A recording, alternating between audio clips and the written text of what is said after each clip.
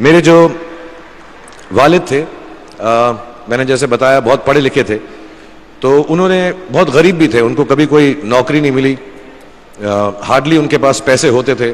जो भी बिजनेस उन्होंने शुरू किया, इतनी तालीम हासिल करने के बाद भी वो फेलियर ही रहा।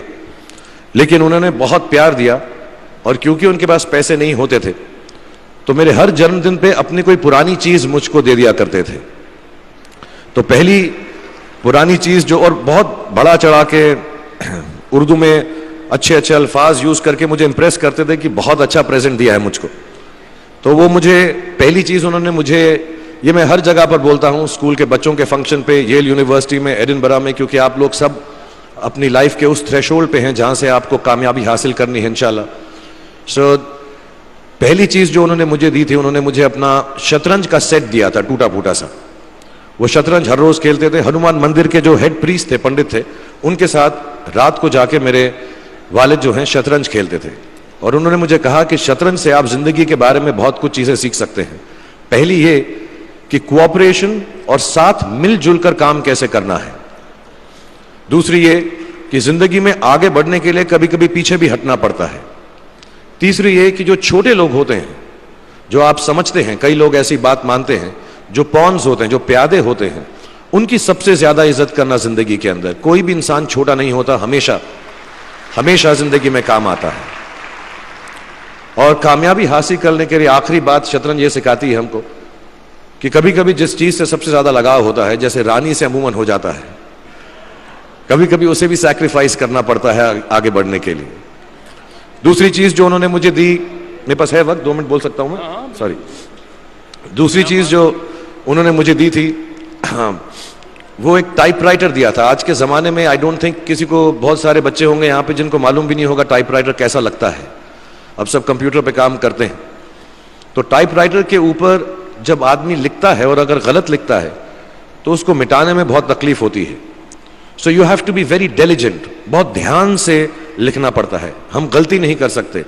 और टाइपेक्स यूज करते थे टाइप को निकालने के लिए, कभी उंगली फंस जाती थी उसकी कीज के बीच में, मगर बहुत मेहनत से, बहुत डिलिजेंस से काम करना पड़ता था।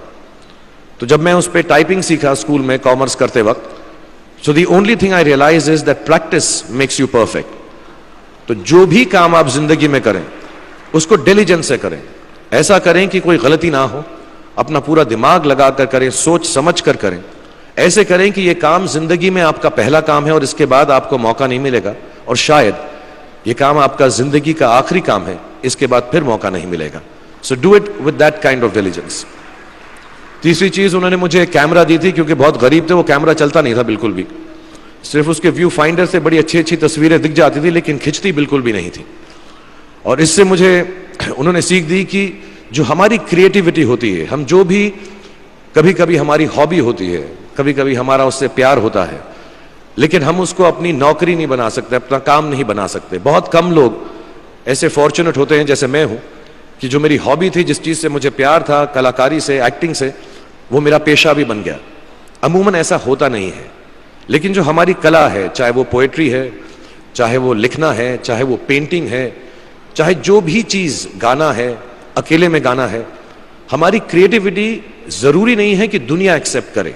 जैसे उस कैमरा की तस्वीरें दिखती नहीं है, लेकिन उसमें देखने से खूबसूरत लगता है हर कुछ, वैसे ही आपकी जो क्रिएटिविटी है वो अपने लिए रखें। क्योंकि जिंदगी में कभी ना कभी, कहीं ना कभी ऐसा मुकाम आएगा जब आप बहुत अकेला फील करेंगे। हो सकता है दुख का समय भी आए, उस वक्त आपकी जो क्रिएटिविटी है वो आपकी सबसे अच्छी दोस्त होगी, दुनिया उसको माने या ना माने। मैं बहुत खराब पोएट्री करता हूं, लेकिन जब भी दुखी होता हूं तो लिख लेता हूं। सराफ साहब से मैं अब सीखना भी चाहता हूं। मैं रेखता पे जाऊंगा, मुझे लगता है ये कमाल की साइट है, थोड़ी मैं शायरी वगैरह सीखूंगा। मेरी शायरी बहुत खराब है कि हमने तुम्हारी याद में रो रो के टब भर दिए, वो आए और नहा कर चल दिए, इस लेवल की पोएट्री है। लेकिन जब दुख होता है, ये भी बैठकर जब लिखता हूं तो बहुत दिल को शांति मिलती है। आखिरी चीज मेरे वालिद जी ने मुझे दी थी, वो दोनों मिक्स है, मैं जल्दी खत्म करता हूं क्योंकि आप लोगों के पास वक्त नहीं है, आप लोगों को अपनी डिग्रीज लेनी है, सोच रहे होंगे इतना वक्त जाया कर रहा है हमारा ये। तो मैं जल्दी से बताता हूं। एक, उन्होंने मुझे कहा एक सेंस ऑफ ह्यूमर हमेशा रखना जिंदगी में। हंसते हमेशा रहना, एक चाइल्ड लाइक इनोसेंस जरूर रखना।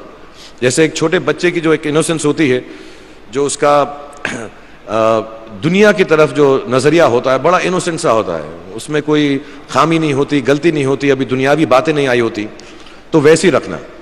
कई बार बचपन में मैंने जब बदतमीजी की या कोई गलत काम किया तो उन्होंने सेंस ऑफ ह्यूमर से मुझे बचाया। और जिंदगी भर अगर आप अपने ऊपर, अपने हाल पे, दुनिया पे, क्योंकि लोग आपसे हर कोई बात कहेंगे, अच्छी बात भी कहेंगे, बुरी बात भी कहेंगे, क्योंकि लोगों का काम है कहना। अगर आप उसको एक सेंस ऑफ ह्यूमर से देख सकेंगे तो जिंदगी जो है बहुत बेहतर रहेगी।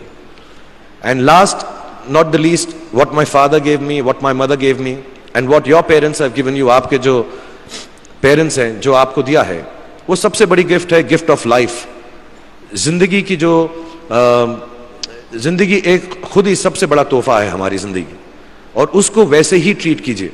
जिंदगी के अंदर जो भी मुकाम आए, जैसी भी चीजें हो, अच्छा हो बुरा हो, कभी अंधेरा हो कभी उजाला हो, हर चीज को रिस्पेक्ट कीजिए और जिंदगी में ग्रेस रखिए हर इंसान की तरफ।